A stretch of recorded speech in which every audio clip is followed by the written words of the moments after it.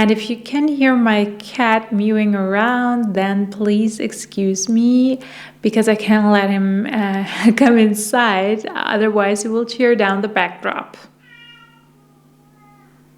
Hey Lula, say hello to my folks. Hey everyone, welcome to my channel. If you're new here, my name is Hadra, nice to meet you.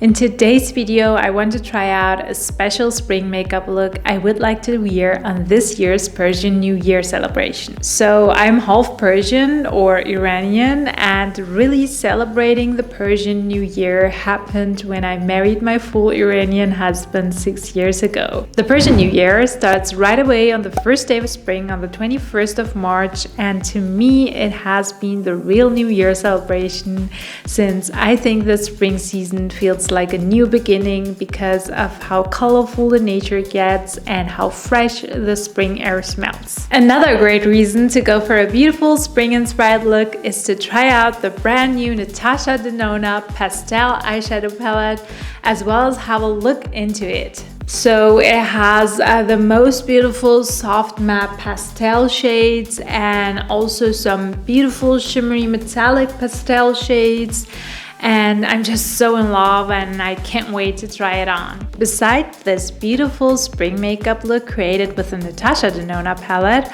I'm going to talk about the spring makeup trends of 2022. So if you're ready, then let's jump straight into this tutorial.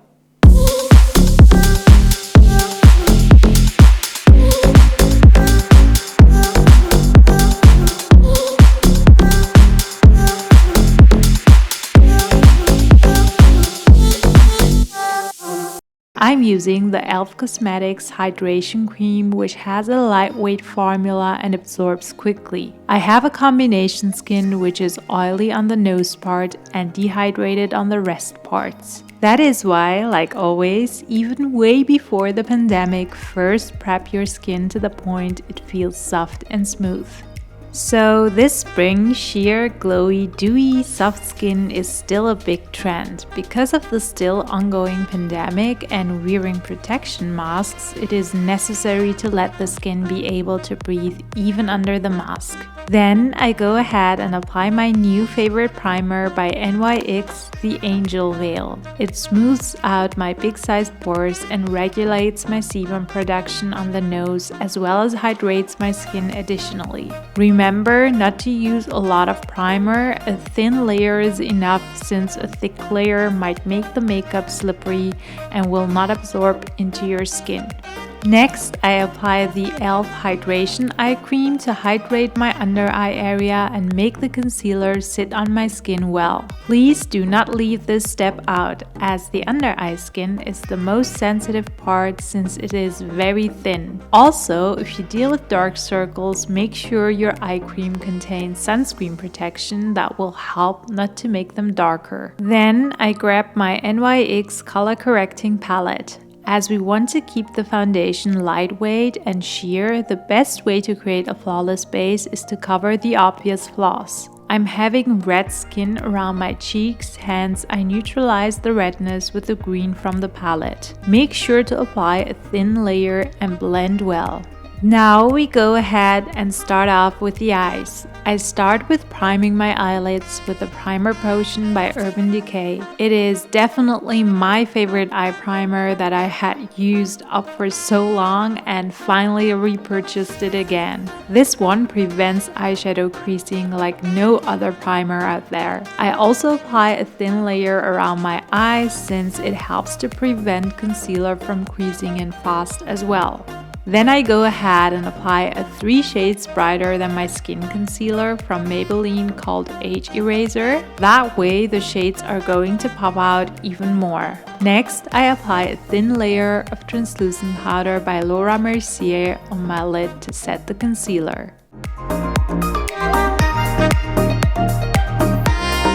Alright, the first shade I'm using is a light pastel pink shade called Feather. I'm using it as my transition shade and apply it on my whole lid and start to blend my crease line in sweeping motions using a regular fluffy blending brush. So this year's spring eye makeup trends are using your blush on your lid, especially blushes in mauve and coral shades are a big hype. Neon eyeshadow shades are also well seen, as well as pastels and graphic eyeliner created with flashy colors. Because the Natasha Denona pastel palette is out, we are opting for pastels. The good thing about pastel shades, and in particular about Natasha Denona pastel shades, is that you can layer as much product as you want and you will not deal with any patchiness or hard edges. In my opinion, it's a good starter palette for beginners who want to learn how to blend seamlessly.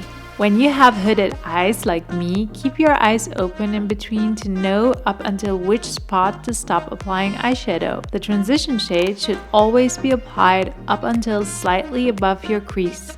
So the next shade is Tulle, basically the same pink but a little warmer and darker. I apply it with a tapered blending brush as I want to focus this shade in my fold, giving it a little depth. And talking about depth, you can obviously not expect to be able to create smoky eyes or any depth with this pastel palette. Even not with the darkest purple shade called Bora, since it is a pastel purple and pastels do not give you any depth. Now I apply Bora, the purple pastel shade, on the outer corner of my eyes under the crease fold.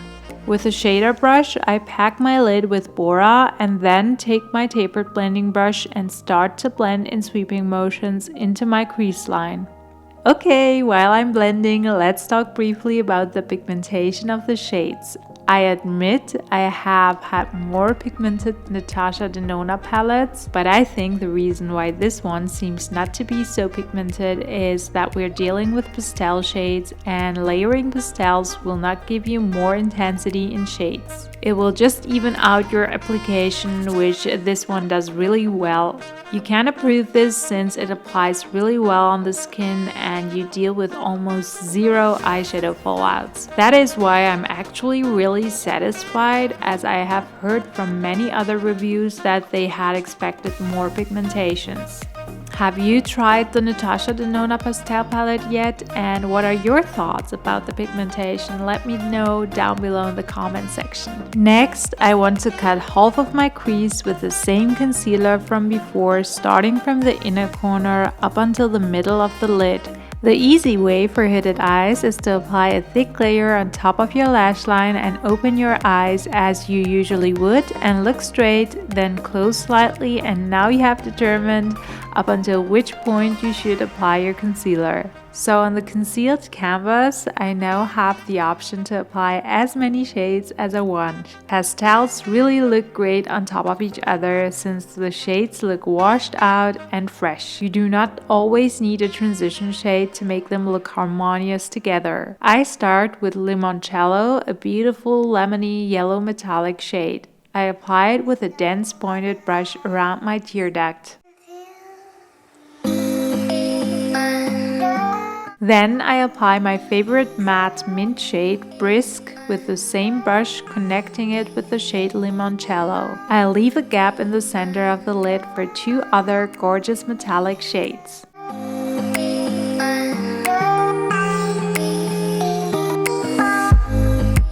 I use Mint Frost a little on top of Brisk and the concealed part and blend in sweeping motions.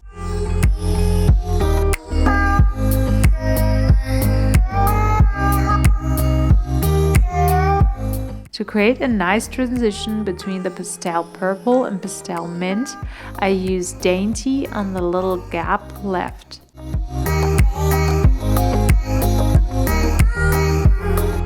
I could leave it that way without an eyeliner, but I decided to be more creative and go for a colorful eyeliner. I did not want a black or brown eyeliner since I wanted to keep the freshness of this look. Hence, I use the Bordeaux matte shade Love Bite by Huda Beauty New Nude palette and scrape it onto a plate or foil and mix it with setting spray. Then I apply the product with a precise eyeliner brush. First, I extend my lower lash line and create the wing with opened eyes as I'm dealing with hooded eyes. If you want to learn more about eyeliner application on hooded eyes, then you will for sure benefit from the knowledge in my eyeliner tutorials, which I will link down below for you to check out. Do not worry if the eyeliner does not turn out perfect. You can correct the flick with a cotton swab, and we have to smudge the eyeliner anyway.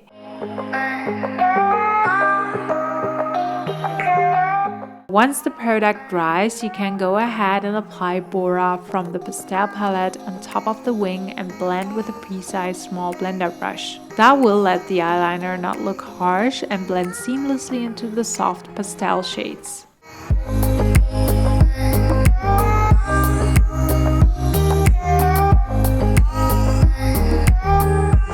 With the mixed eyeliner product, go on top of 1/3 of your outer lower lash line. Apply Bora on top and smudge it.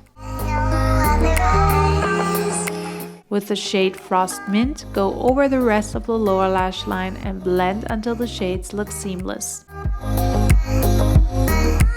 For the brow bone, I went for the shade Illusion. It is a beautiful holographic highlighting shade with a pink-purple shimmer. To complete the eye makeup, we go ahead and use the Sky High mascara by Maybelline and apply it in zigzag motion. It is really effortless to create good-looking lashes with this mascara, an absolute recommendation. I also apply the mascara on the lower lashes since that will look good with this look.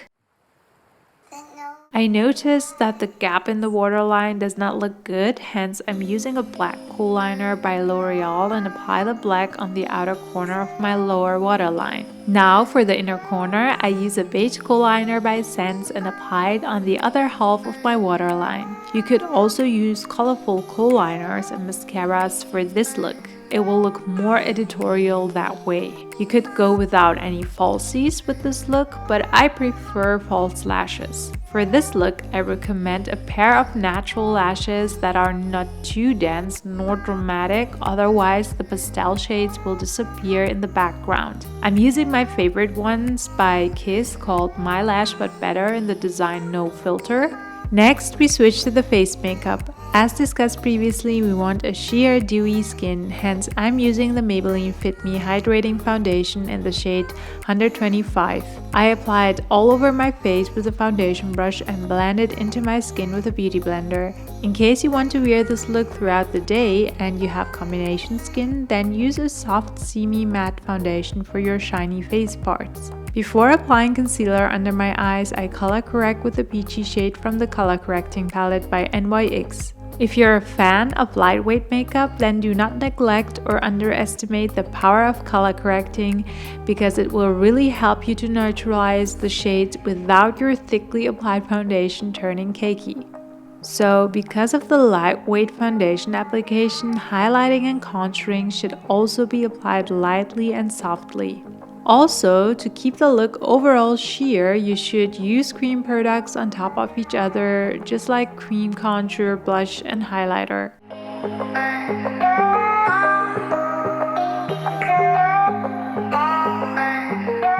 For the contouring, I use the Charlotte Tilbury contour wand in medium dark and apply a little under my cheekbones to define them. I leave out my forehead because it is short already, and I also do not contour my jawline since we want to keep it minimal for this look. What I do contour is along my nose. Instead of blending the contour lines upwards and downwards, I blend them outwards towards my nose wings and bridge. That will give me a more natural look, creating shadow around my nose. I would also recommend you to contour your nose even if you do not have a big nose, since the foundation will make your facial features look blank and flat. That is, when contouring will give your natural face's definition back. I skip applying bronzer since the focus is a pop of color on the cheeks and temples this spring. For that, I use a pink/coral shade from the Makeup Revolution blush palette and apply it around my cheek in circles and then move the brush along my cheekbones outwards of the face. Then I go ahead and use the rest of the product on the brush and draw a C shape starting from my temples up until my cheeks. This blush technique is called the draping technique and is one of the spring makeup trends of 2022. To complete the glowy look, I apply Pinkgasm Creamy Blush by Charlotte Tilbury on top of the powder blush I applied previously. Then I go on top of the blush product, but a little higher this time, focusing on top of my cheekbones, and apply the Natasha Denona face cream highlighter with my fingers.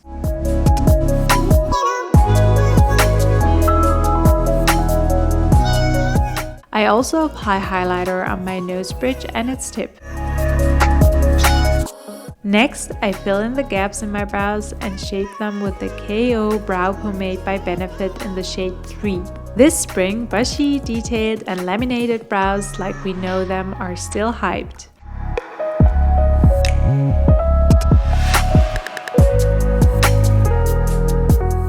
Hence, for the next step, I go over my brow hairs with the 3D Brow Toner by Benefit and fix as well as highlight my brow hairs. You could use a transparent brow gel instead. The reason I did highlight my brow hairs is because I think with this pastel look, the brows should look lighter and not look prominent. The lip makeup trends this spring is mainly about glossy, juicy lips, hence I'm using the Pretty Heat Gloss Bomb Lip Gloss by Fenty Beauty. The flashy pink in the tube gives you a nice tint of pink on the lips. In terms of lipstick color, mauve, coral, and red lipstick shades are a big go this spring. Last but not least, I apply the Dewy Setting Spray by NYX all over my face to lock in the goodness, and I'm basically done. Thank you so much for watching. I hope you're now inspired to try out this look or this palette. I also hope you're now ready to follow the Spring Makeup Trends 2020, and make sure to let me know whether you want to have more spring inspired looks or maybe a Natasha Denona pastel palette full review with swatches and dupes, or just anything you would want me to record for you next in the comment section. Furthermore, I would like kindly to remind you to support this channel by liking this video, sharing and subscribing to my channel for more and helpful tutorials. With that being said, happy spring season and Persian New Year everyone. Bye bye!